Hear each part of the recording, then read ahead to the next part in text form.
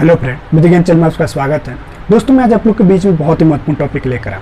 आज मैं आपको बताने वाला हूँ हिंदू विवाह अधिनियम 1956 के अकॉर्डिंग तलाक यानी विवाह विच्छेद यानी डिवोर्स के बारे में। दोस्तों, मैंने देखा कोर्ट में बहुत तेजी से जो केस बढ़ रहा है वो तलाक को लेकर बढ़ रहा है। यानी फैमिली कोर्ट में आज के डेट में अगर हम देखें भारत में, तो कोर्ट में सबसे ज्यादा जो तेजी से जो बढ़ने वाला जो केस है वो पारिवारिक केस है। पारिवारिक केस में तलाक हो गया, मेंटेनेंस हो गया, तो ये बहुत तेजी से बढ़ रहा है। और इन तलाक के केसों में एक चीज देखा जा रहा है कि बहुत सारे लोग कुछ ऐसे ग्राउंड लेकर नहीं आ रहे हैं जिसकी वजह से उनका केस, डिवोर्स का जो केस होता है वो पेंडेंसी में रहता है, वो जल्दी से उसमें कार्रवाई नहीं होती है। तो दोस्तों, आज हम इस वीडियो में बहुत ही सरल शब्दों में और बहुत ही आसानी से जो हिंदू विवाह अधिनियम 1956 के अकॉर्डिंग जो तलाक, जो डिवोर्स, जो विवाह विच्छेद है, उसमें कौन से ऐसे ग्राउंड बताई गई है जिस ग्राउंड के अकॉर्डिंग अगर आप अपना अर्जी दोगे तो जल्दी से आपका तलाक मिल जाएगा। इसके बारे में हम जानेंगे। तो दोस्तों, आप लोग जुड़े रहिएगा और इस वीडियो को अंत तक जरूर सुनिएगा।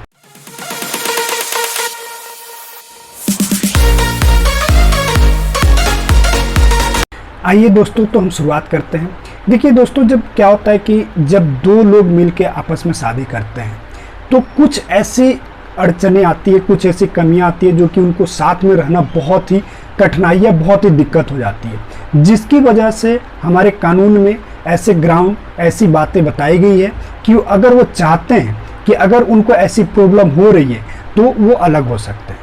तो इस ग्राउंड को हम जानेंगे। सबसे पहले मैं आपको बता दूं, अगर पति पत्नी अगर एक साथ नहीं रहना चाहते तो वो म्यूचुअल कंसेंट से डिवोर्स ले सकते हैं, यानी आपसी सहमति से वो दोनों अलग हो सकते हैं।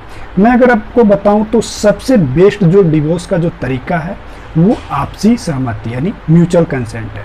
अगर पति पत्नी दोनों चाहते हैं कि अलग रहना चाहते हैं, उनकी किसी आपस में उनका मेल मिलाप नहीं बन पा रहा है, तो वो 13B का सहारा ले सकते हैं, म्यूचुअल कंसेंट का सहारा ले सकते हैं और वो अलग हो सकते हैं।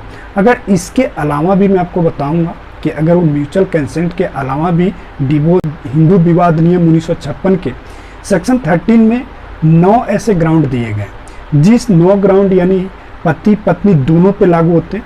पत्नियों को अलग से कुछ ग्राउंड दिए गए, उसके बारे में भी हम जानेंगे। सबसे पहले हम जानेंगे कि पति और पत्नी दोनों के लिए जो 9 ग्राउंड है वो कौन से। इस ग्राउंड के अकॉर्डिंग जो केस जो जाते हैं कोर्ट में वो जल्दी से सुनवाई होते हैं।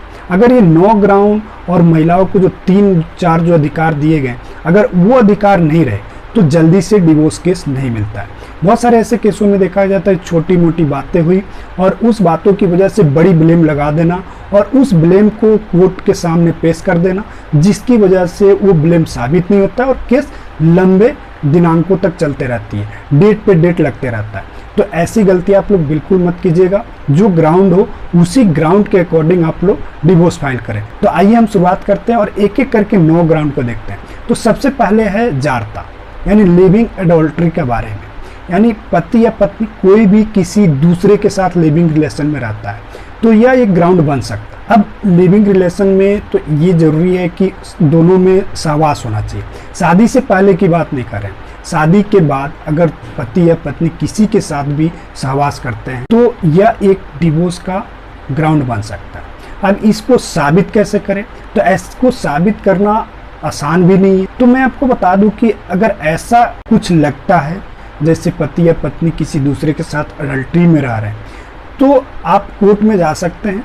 कोर्ट को उन परिस्थितियों को बता, कोर्ट अगर उस परिस्थितियों को समझती है और जानती है और उसको पता करती है, उसको लगता है कि ये परिस्थितियां है एडल्ट्री का, तो पक्का एडल्ट्री में डिवोर्स दे। इसके बाद है दूसरा जो पॉइंट है, जो दूसरा ग्राउंड है वो क्रूरता यानी क्रुअल्टी का है। यानी क्रुअल्टी दोनों तरफ हो सकता है, पत्नी की तरफ भी हो सकता है और पति की तरफ भी हो सकता है, या शारीरिक भी हो सकता है और मानसिक भी हो सकता है। क्रुअल्टी जो है यानी क्रूरता जो है, सबसे ज्यादा डिवोर्स फाइल इसी में होता है।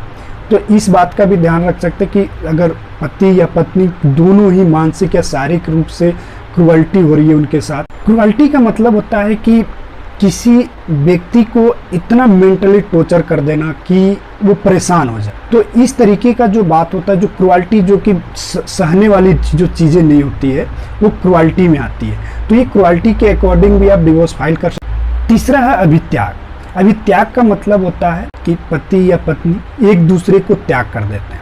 अब ये त्याग का मतलब ये माना जाएगा कि 2 वर्ष से जो पति पत्नी का जो रिश्ता होता है उसको नहीं निभाते 2 वर्ष तक, तब माना जाएगा कि ये अभित्याग है।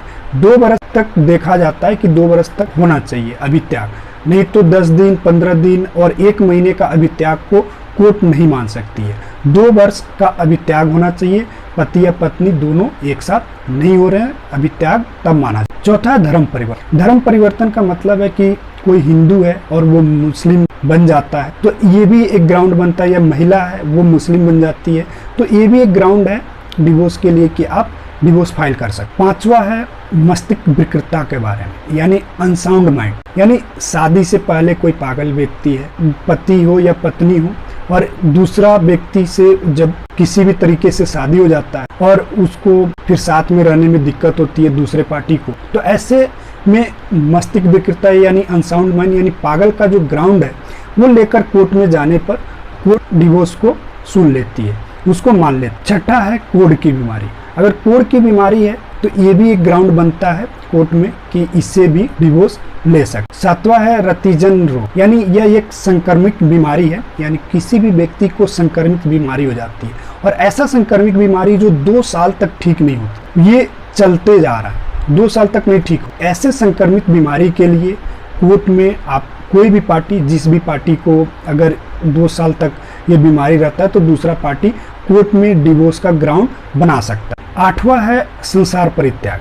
संसार परित्याग का मतलब होता है कि जो संसार को परित्याग कर दिया, मोह माया को परित्याग कर दिया, जो साधु संत जो बन जाते हैं वो लोगों को माना जाता है कि वो संसार को परित्याग कर दिया। अगर वो किसी का चेला बनते हैं तब नहीं माना जाएगा कि उन्होंने संसार परित्याग किया है। तो ये भी एक ग्राउंड बनता है संसार परित्याग का कि डिवोर्स में आप जा सकते हैं और कोर्ट आपको डिवोर्स दे सकती है। 9वां है प्रकल्पित मृत्यु, यानी प्रकल्पित मृत्यु का मतलब होता है कि कोई 7 वर्ष तक किसी का पता नहीं चला, 7 ईयर्स हो गया, 7 ईयर्स तक उस व्यक्ति का कोई था पता नहीं है कि वो व्यक्ति कहाँ है, तो उसको मान लिया जाता है कि वो प्रकल्पित मृत्यु हो चुका है, वो व्यक्ति मर चुका है। तो ये भी एक ग्राउंड बनता है दोनों किसी भी पार्टी में से कि वो कोर्ट में जा सकता है और डिवोर्स ले सकता है। अभी आपने 9 ऐसे ग्राउंड जाना जो कि बहुत ही महत्वपूर्ण ग्राउंड थे, जिससे बहुत ही आसानी से कोर्ट में डिवोर्स मिल जाए। इसके बाद महिलाओं को भी अलग से ग्राउंड दिए गए, जैसे कि महिलाओं को दिया गया कि पति उसका कोई विवाह कर लेता है या शादी से पहले वो विवाहित था तो भी महिला इसमें डिवोर्स फाइल कर सकती है और वो पति के खिलाफ डिवोर्स ले सकती है। दूसरा एक ग्राउंड और है कि पति उसका रेपिस्ट निकल जाता है, वो और साबित भी हो जाता है कि उसने रेप किया है, तो ऐसे में वो महिला अपने पति से तलाक ले सकती। अगला ग्राउंड है कि महिला को 15 साल से कम उम्र में उसकी शादी कर दी गई है, तो 15 साल के जब बड़ी होने के बाद उसको जब पता चलता है कि मेरे 15 से कम में उम्र में शादी की गई है तो भी एक ग्राउंड बनता है। या किसी को फांसी की सज़ा दे दी गई है और महिला चाहती है कि अब मैं किसी से दूसरे से शादी करूं, तो भी एक ग्राउंड बनता है कि वो अपने पति के खिलाफ डिवोर्स ले सकते। दोस्तों अभी आपने बहुत ही सरल शब्दों में और बहुत ही आसानी से डिवोर्स यानी विवाह विच्छेद के ग्राउंड के बारे में जाना। आपने समझा कि किस तरीके से आप कोर्ट जा सकते हैं, कौन से ऐसे ग्राउंड लेकर जाएंगे तो कोर्ट आपके डिवोर्स को मानती। छोटी मोटी घटनाएं जो कि कोई किसी को चाय नहीं दिया, इस पे अगर आप डिवोर्स फाइल करते हैं तो ये डिवोर्स कोर्ट नहीं मानती है और ऐसे ही डिवोर्स फिर लंबे दिनांकों डेट पे डेट पड़ते रहते हैं और वो केस चलते रहते हैं। तो मैं आपको बता दूं कि मैंने जैसे कि आपको इन सारी ग्राउंडें बताया, इस ग्राउंड के अकॉर्डिंग आप कोर्ट में जा सकते हैं, या आप दोनों को अलग होना है तो आप म्यूचुअल कंसेंट का सहारा ले सकते हैं।